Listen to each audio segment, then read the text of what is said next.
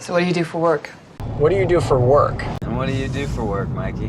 What do you do for work? What do you do for work? Tell me, Harold, what do you do for fun? What do you do for him? Do what? What do you do for a living? What do you do for a living? What do you do for fun? What do you do for fun, Yoda?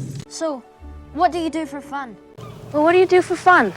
What do you do for money anyway? What do you do for money? What do you do for money? Fix motorcycles. What do you do for money? I work 2 jobs. What do you do for money? What do you do for him? What do you do for him? So what do you do for him? What do you do for him? I just... What do you do for him?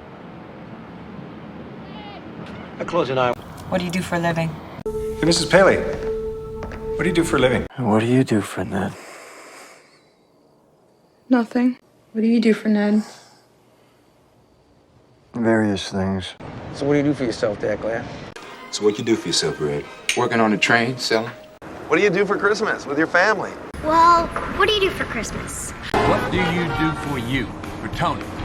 When you're not at the salon or running Julia play dates or keeping Walter in line, which I know is a full-time job, what do you do for you? And what do you do for him?